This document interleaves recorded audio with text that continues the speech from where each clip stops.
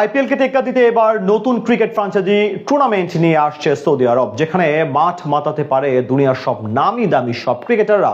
IPL একচ্ছত্র আধিপত্য কমাতে বিশাল বিনিয়োগ করতে যাচ্ছে আরব দেশটি। চলতি বছরে মাঠে গড়াবে এই আলোচিত টুর্নামেন্ট।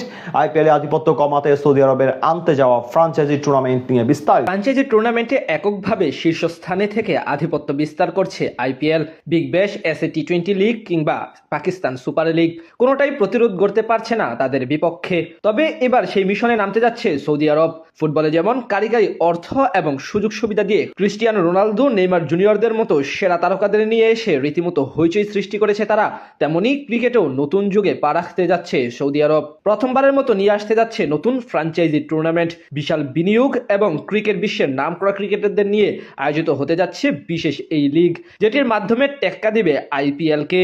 এশিয়ার অন্যতম ধনী রাষ্ট্র ধরা হয় সৌদি আরবকে। ক্রীড়াঙ্গনেও তারা নতুন যুগের সূচনা করেছে।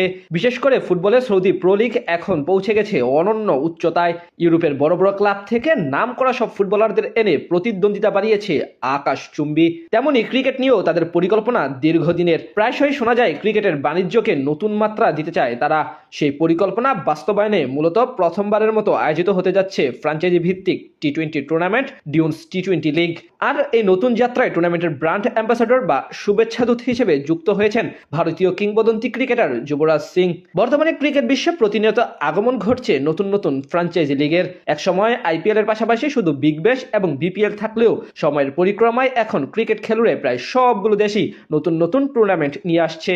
এ যেমন সম্প্রতি ইউরোপের দেশ বেলজিয়ামও নতুন লিগ নিয়ে এসেছে, যেখানে এবার অধিনায়কত্ব করবেন বাংলাদেশের সাবেক অধিনায়ক সাকিব আল হাসান। তারই পরিপ্রেক্ষিতে সৌদি আরব নিজেদের নতুন দিগন্তের সূচনা করতে যাচ্ছে। গত কয়েক বছরে ক্রীড়াঙ্গনে বড় ধরনের বিনিয়োগ করে আলোচনায় এসেছে সৌদি আরব। ফুটবল, টেনিস, বক্সিং এর পর এবার দেশটিতে ক্রিকেটও নিজেদের অবস্থান শক্ত করতে চাইছে তারা। এর আগে সৌদি আরবের public investment fund LIV golf চালু করে বিশ্ব ক্রীড়াঙ্গনে আলোড়ন তুলেছিল। গত 3 বছর ধরেই গুঞ্জন ছিল আইপিএল এর প্রতিদ্বন্দ্বিতা হিসেবে বড় কোনো টি20 লিগ চালু করতে পারে সৌদি আরব।